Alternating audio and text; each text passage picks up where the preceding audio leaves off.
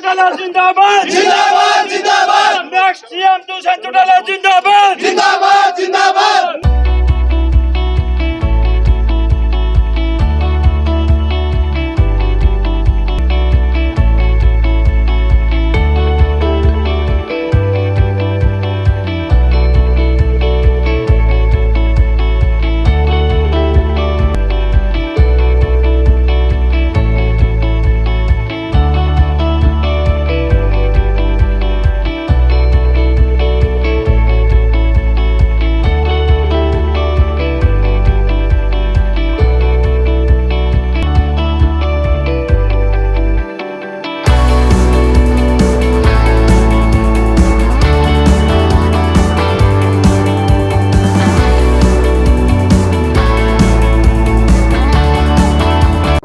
हम एकत्रित हुए हैं 9 तारीख की रैली।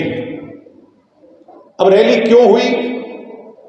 क्योंकि 9 दिसंबर को 2018 के अंदर जेजेपी पार्टी बनी थी। जेजेपी पार्टी क्यों बनी थी? आप सब भली भांति जानते हैं कि अपनी पुरानी पार्टी के अंदर एक धड़ा ऐसा था जो मेहनती कार्यकर्ताओं को, जिन्होंने पार्टी के लिए स्वर्गीय चौधरी देवीलाल जी की विचारधारा पर चलकर खून पसीना बहा, पीढ़ी दर पीढ़ी पार्टी पर जो है समर्पित कर दी। वो दूसरा धड़ा जो ऐसा था, वो उन मेहनती कार्यकर्ताओं को कभी आगे देखना नहीं चाहता था। और सिर्फ इसलिए पार्टी नहीं बनी जेजेपी की दुष्यंत को या दिग्विजय को पार्टी से निकाल दिया। जेजेपी पार्टी इसलिए बनी कि जहां बद व्यवहार हो रहा था, वहीं वो डॉक्टर अजय सिंह चौटाला जी, जिन्होंने अपना पूरा जीवन चौधरी देवीलाल जी की नीतियों का अनुसरण करते हुए कुर्बान कर दिया और बेकसूर होते हुए हंसते हंसते जेल चले गए। जेल की सजा को भी आशीर्वाद मानकर स्वीकार लिया। बेवजह उन अजय सिंह जी को भी पुरानी पार्टी से बाहर निकाल दिया गया। ऐसे में लाखों लोगों के अंदर जो गुबार था, वो जींद में एकत्रित हुए और पहले अपनी भावनाओं को डॉक्टर अजय सिंह जी के सामने रखने का काम किया। और उस दिन यह फैसला हुआ, निर्णय हुआ कि 9 दिसंबर की तारीख हरियाणा के लोग ये तय करेंगे कि हमारा भविष्य, और वो लोग जो चौधरी देवीलाल जी की विचारधारा से जुड़े थे, वो तय करेंगे कि हमारा भविष्य हम किस दिशा में आगे बढ़ें। पांडु पिंडारा का मैदान चुना गया और वो दृश्य मैं आज भी कभी कभी सोचता हूं, आप भी सोचते होंगे, वो नजारा देखने लायक था। लाखों लोग, 5-7 लाख लोग अपनी भावनाएं लेकर के भाई दुष्यंत सिंह चौटाला के साथ उस मैदान में, पांडु पिंडारा के ऐतिहासिक मैदान में एकत्रित हुए और दुष्यंत को अपनी भावनाएं बताने का काम हरियाणा के लाखों लोगों ने वहां करके किया। तब एक पौधा लगाया जिसका नाम जेजेपी रखा, जननायक चौधरी देवीलाल। और जनता यानी हरियाणा की जनता, जननायक जनता पार्टी, चौधरी देवीलाल की जनता की पार्टी बनाने का काम उस दिन फैसला। वो पौधा जो लगाया, उसको निरंतर आपने आंधी में, तूफान में, जहां उसकी ढाल बन करके आप खड़े हो गए, बुरे से बुरा समा देखा। जींद का बाय इलेक्शन चुनौतियों भरा था। लोग हमें तीसरे नंबर पे कहते थे, कोई कहता था इनका तो जमानत भी जब्त हो जाएगी। मुझे याद है ईश्वर सिंह जी, जींद से ज्यादा अगर जींद की गलियों के अंदर कप प्लेट का निशान लेकर के घर घर किसी ने मेहनत करी, तो वो कैथल के पार्टी के कार्यकर्ता। हम चुनाव नहीं जीते, मगर अहंकारी लोगों की जमानत हमने जब्त कराई और हम चुनाव ना जीत करके, चुनाव ना जीते हो, मैं मीडिया से कहूंगा कि उस दिन ये तय हो गया कि जेजेपी पार्टी का भविष्य क्या होगा। हमने लोगों के दिल जीतने का काम उसी दिन किया। जेजेपी पार्टी ने चाहे लोकसभा के अंदर मुश्किल समा सहा, आपने फिर भी परवाह नहीं करी, पीछे मुड़कर नहीं देखा। मीडिया वाले कहते थे विधानसभा के चुनाव में कि इक्का दुक्का सीट आ जाए तो बहुत बड़ी बात है, लोग ये कहते थे मां बेटा जीत जाए तो बहुत बड़ी बात है। मैं न्यूज चैनल देखता था, सर्वे देखते थे, कुछ तो हमारी एक सीट भी नहीं दिखा रहे, मगर आपकी मेहनत कि आपने उस विपरीत माहौल के अंदर भी एक ही लक्ष्य, मछली की आंख और अर्जुन का तीर, वो लेकर के। और यहां मुझे कहते हुए कोई शंका नहीं कि ईश्वर सिंह जी, आपके और आपके गुला हलके ने उन विपरीत माहौल के अंदर वो कर दिखाया जो किसी ने कल्पना नहीं की थी साथियों, किसी ने कल्पना नहीं की। पार्टी 10 सीटें जीती, दुष्यंत जी आपके आशीर्वाद स्वरूप प्रदेश के उप मुख्यमंत्री बने। उस पार्टी का 5वां स्थापना दिवस अपन भिवानी में मनाने जा रहे हैं। भिवानी डॉक्टर अजय सिंह जी की कर्म स्थली है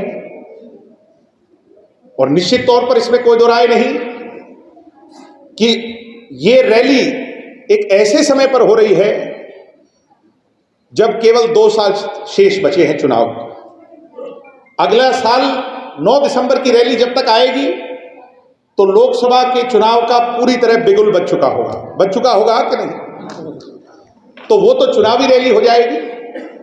मैं कहना चाहता हूं आज कि वो रैली 2023 की रैली होगी, चुनावी रैली, मगर कार्यकर्ता साथियों, आदरणीय बुजुर्गों और पार्टी के नेतागण जो आज महान बैठे हैं हमारे सारे, ये रैली वो रैली चुनाव की रैली, ये रैली जेजेपी की प्रतिष्ठा की रैली है। इसको हम अदरवाइज नहीं,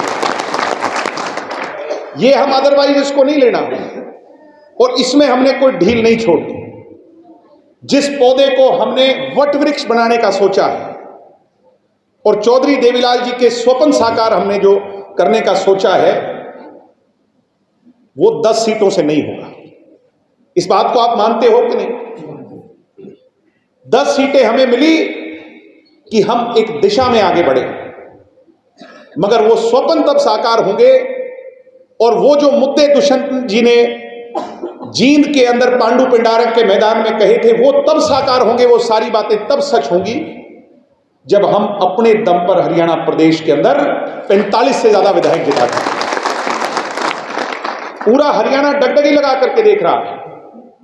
आज ये हमारे मीडिया के साथी भी, मैं आपका सबका देखता हूं और सब एक ही बात कह रहे हैं कि ये रैली तय करेगी जेजेपी का भविष्य, ये रैली तय करेगी जेजेपी का कल क्या होगा।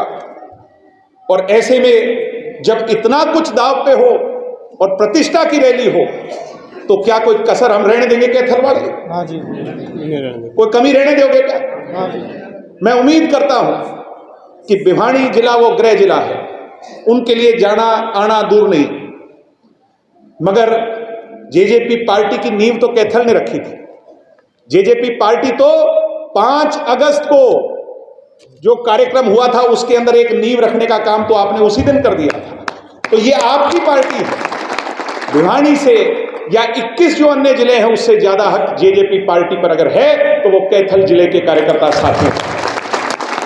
तो कोई कसर मत रहने देना, कोई कमी मत रहने देना। मैं आज से हाथ जोड़ करके अपील करता हूं।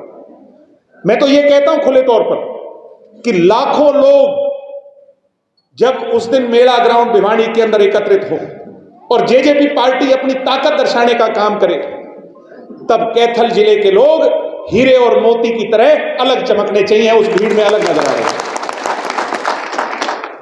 और टारगेट लेकर के चले। आज हमारे वो भी बैठे हैं प्रभारी ऑब्जर्वर काद्यान साहब, टारगेट लेकर के चले कि हमने हल्के में से कितने लोग निकाले और उनकी बसों का इंतजाम, गाड़ियों का इंतजाम। दुष्यंत जी ने एक बात कही कि ज्यादा से ज्यादा बसों में आए,